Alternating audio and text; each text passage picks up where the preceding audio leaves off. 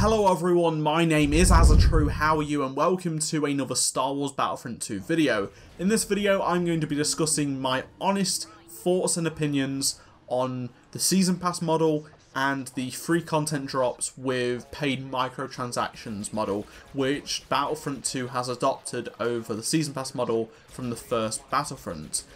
I have some very important things to talk about on both sides because I like some things for both, and I've sort of moved in a certain direction towards one of them in terms of liking it a lot more because how my life has changed. So it's going to be more of a personal video. It's not going to be speaking on behalf of the community because I don't like to do that, because there are thousands, tens of thousands, hundreds of thousands, millions of people that play this game, and I'm just one person, and I'm going to be speaking to a few hundred people, and you will all have different opinions to me, I think. So the reason why I'm making this video is because Season Pass has been a big topic in the community over the last couple of days, because it has been made free, and people that brought it when it came out feel cheated on, which, to be honest, this happens with almost every single game, and I don't believe you should feel robbed, because it has gone down in value massively in the last 2 years. And this is how games are, this is how technology is, this is how the world works. As time moves on, things get irrelevant and value drops. You know, currency does. It's not just about EA robbing your money and then 2 years later making it free. The world works like this. It happens for most games.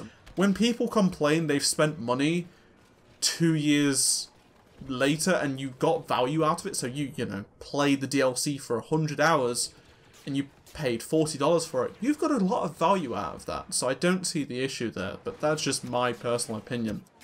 So the Season Pass has been a hot topic. We've got more information since I last spoke about this topic back in, I think, June, when the Season Pass was officially confirmed to be gone.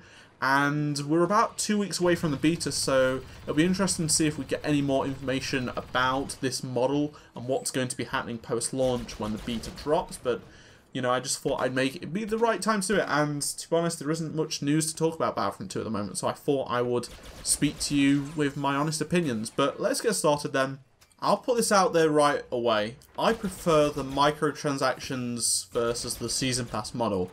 I'm going to tell you why, and that is purely because, one, it means you don't have to pay for content up front that you have not seen yet, you don't know what you're going to be getting, and it means the price of getting all the content for the game is a lot cheaper. So that goes for people with money and people that don't have as much money, which is fantastic, and it also keeps the community together because all of the maps that will release post-launch for Battlefront, everyone will have.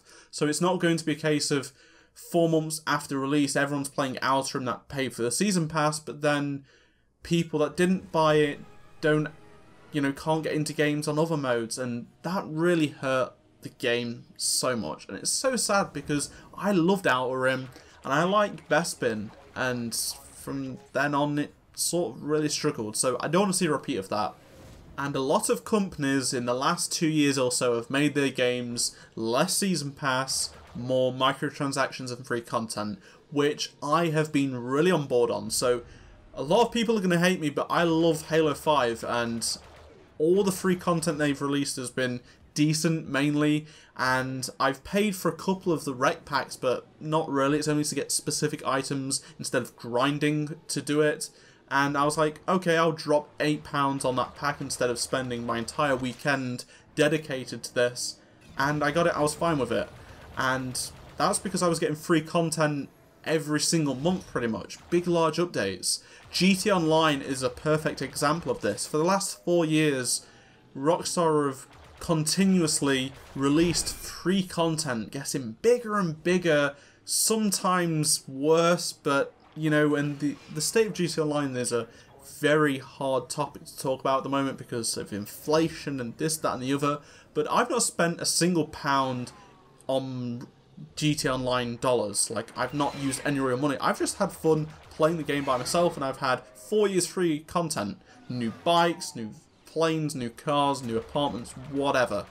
And Titanfall 2 is another example, if not the most perfect example of what I've played anyway.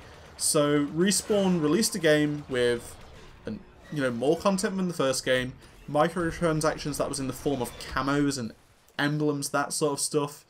And then since the game has come out, it's sort of been winding down the last couple of months, they've added weapons skins that have double XP on them, something along those lines. So it's not so much where it changes the value of the weapon, unlike Call of Duty, but it allows people that have probably just got the game to catch up a little bit by getting these really ace camos, because they look fantastic and they get a little bit more XP, but you've got to pay for them, which is fine by me because it doesn't really change the game really, because the levels don't really affect much in Titanfall. That's just the way how the games work. It's more just of a show of how good you are or how much you've been playing the game, or it's not really a determining factor in terms of gameplay. Whereas Battlefront 2, I was scared it's going to happen where things are going to be different in value a lot. I really hope that's not the case at launch. I really, really hope whatever is included with those crates do not change the gameplay much. I'm fine with a little bit if that is what they choose, but when it gets to a certain point where if you have this star card and it takes a while to grind and you can just, open crates and get it, and it's much better than the base version, then we've got an issue on our hands, and the community will not be happy. I won't be happy, and I like this model, but this cannot happen, and that's what I'm kind of scared about. That's my only main worry about the game at the moment. I mean, in terms of a personal point of view, back when all these games were coming out, not Battlefront 2, but, it's not out yet, but in the last 2-3 years or so, I've had a lot of time to play a lot of games. I've spent a lot of time playing games, but now I work 5 days a week. I get maybe an hour a night, a couple of hours at the weekend to play games. It's not a long time, and with Battlefront 2, I'm going to be falling behind people with skins and weapons and star cards, you know what I mean. I feel like I'm going to have to spend a lot of microtransactions to keep up, but I'm willing to do that because I'm earning money and I don't want to fall behind because I can't play the game so much. And if I can maybe buy a pack every week or buy several packs every week and get the same equivalent instead of spending my entire week or free time playing the game, I'm fine with that. But that's just my personal point of view. I'm not sure how many of you would view it the same, but someone that does work, that's sort of what I'm slipping into now. I'm considering buying microtransactions for games because I don't have the same amount of time as I used to. Whereas 2 years ago, I would have not brought microtransactions. I mean, I've only brought them in the last year or so because I don't have time anymore. I've changed from a personal standpoint because I didn't mind season passes either. I was willing to buy if I liked the game, and I've learned through my own experience it's not always the best decision to make. And Call of Duty is a big thing. Like, I was really into Call of Duty up until probably Advanced Warfare. I enjoyed Advanced Warfare. Black Ops 3 for me was okay, but paying that much for a season pass to not really enjoy it. Same with Ghosts, and then I've just not brought Infinite Warfare. Even though I'm a fan of the franchise, I want to like it, but I hate it. I'm probably not even going to get World War II. Because the fact they've got a season pass and microtransactions, and they're going to add weapons in 3 months down the line that change the gameplay, I cannot be doing with that. Whereas Battlefront 2, fingers crossed, does not go down that route, and I think they're not stupid enough to do that, but we shall see. We shall see about that. That's just some of my opinions. I would like to know your thoughts, actually, because I think a lot of people have changed their minds now they know a bit more about the game and how things work. I would like to know how people think in a couple of weeks' time once they've played the beta, because I would really like to see crates in the beta, because that would be really, really fun, so people get a bit of an idea of what to expect, what they will get. But yeah, this has been a long video, but I wanted to make it because it's been a bit of a hot topic, and I thought it was a relevant thing to talk about. It's not something I've talked about in a long while, and it's something I'm really passionate about. I want the game to be a success. I want people to enjoy the game. I want to enjoy the game.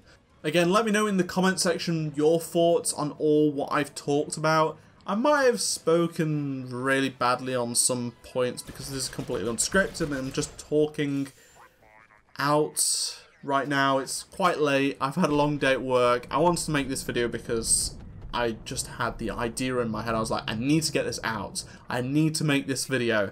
And yeah, it's just been a relevant thing to talk about over the last couple of days. Go grab that season pass if you haven't already. It ends on October the 3rd, I believe. And a day later is when early access starts for the beta. If you haven't pre-ordered the game already, make sure to do so you get that early access. But that is all for this video. I really hope you've enjoyed this video. Again, let me know. I've probably repeated myself a few times in this video, but again, I'd be really interested to hear your opinions because everyone's different. Everyone's got a different thought or opinion on this topic. It's quite a interesting topic to talk about, as always. And I shall see you all in my next Star Wars Battlefront 2 video. Goodbye.